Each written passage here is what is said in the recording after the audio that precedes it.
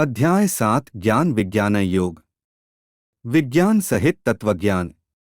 श्री भगवान ने कहा, हे पृथापुत्र, अब उसको सुन जिससे तू योग का अभ्यास करते हुए मुझ में अनन्य भाव से मन को स्थित करके और मेरी शरण होकर संपूर्णता से मुझको बिना किसी संशय के जान सकेगा। एक, अब मैं तेरे लिए उस परम ज्ञान को अनुभव सहित कहूँगा जिसको पूर्ण रूप से जानने के बाद भविष्य में इस संसार में तेरे लिए अन्य कुछ भी जानने योग्य शेष नहीं रहेगा। 2. हजारों मनुष्यों में से कोई एक मेरी प्राप्ति रूपी सिद्धि की इच्छा करता है और इस प्रकार सिद्धि की प्राप्ति के लिए प्रयत्न करने वाले मनुष्यों में से भी कोई एक मुझको तत्वरूप से साक्षात्कार सहित जान पाता है। 3. पृथ्वी, जल, अग्नि, वायु, आकाश, मन, बुद्धि और अहंकार से यह 8 प्रकार के भेदों वाली तो मेरी जड़ स्वरूप अपरा प्रकृति है। 4.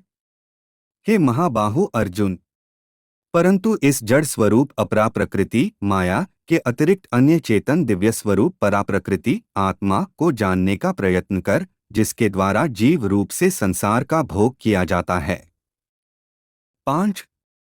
हे अर्जुन, तू मेरी इन जड़ तथा चेतन प्रकृतियों को ही सभी प्राणियों के जन्म का कारण समझ और मैं ही इस संपूर्ण जगत की उत्पत्ति तथा प्रलय का मूल कारण हूँ। 6.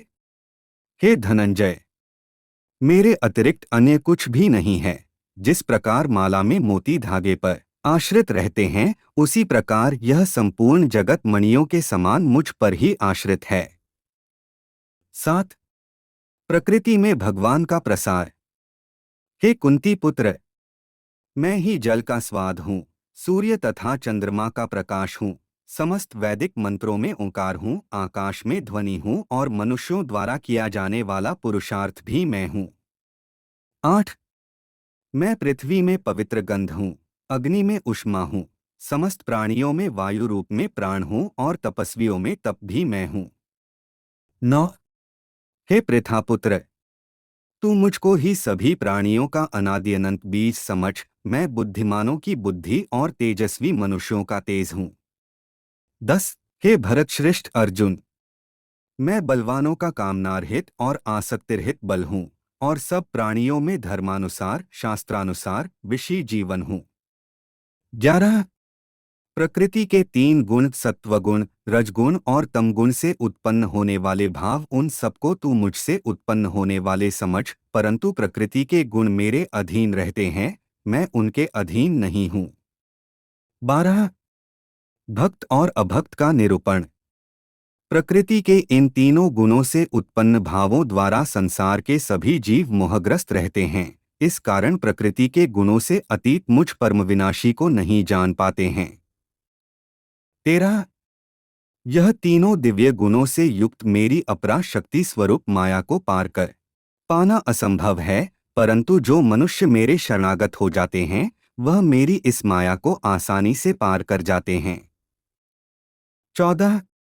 मनुष्यों में अधर्मी और दुष्ट स्वभाव वाले मूर्ख लोग मेरी शरण ग्रहण नहीं करते हैं, ऐसे नास्तिक स्वभाव धारण करने वालों का ज्ञान मेरी माया द्वारा हर लिया जाता है। 15.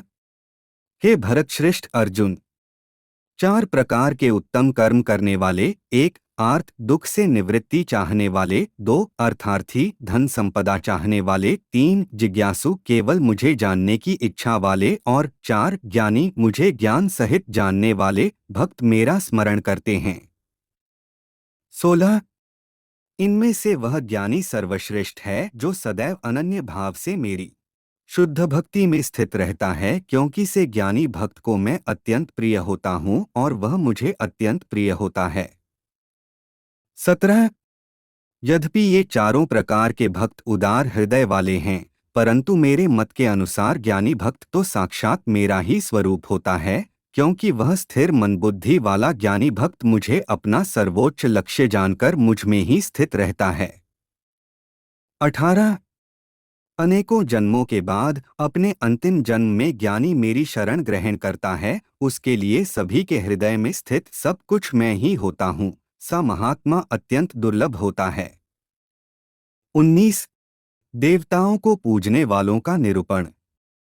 जिन मनुष्यों का ज्ञान सांसारिक कामनाओं के द्वारा नष्ट हो चुका है, वे लोग अपने अपने स्वभाव के अनुसार पूर्व जन्मों के अर्जित संस्कारों के कारण प्रकृति के नियमों के वश में होकर अन्य देवी देवताओं की शरण में जाते हैं।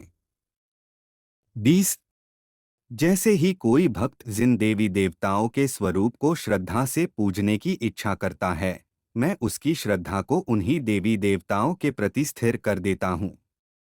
21 वह भक्त सांसारिक सुख की कामनाओं से श्रद्धा से युक्त होकर उन देवी देवताओं की पूजा आराधना करता है और उसकी वह कामनाएं पूर्ण भी होती है, किंतु वास्तव में यह सभी इच्छा मेरे द्वारा ही पूरी की जाती हैं। 22 अंतवत्तु फलं तेषां तद्भवत्यल्पमेधसां देवान् देव्यजो यान्ति मद्भक्ता यान्ति माम्पि। 23 भावार्थ परंतु उन अल्पबुद्धि वालों को प्राप्त वह फल क्षणिक होता है और भोगने के बाद समाप्त हो जाता है। देवताओं को पूजने वाले देवलोक को प्राप्त होते हैं, किंतु मेरे भक्त अंतत मेरे परमधाम को ही प्राप्त होते हैं।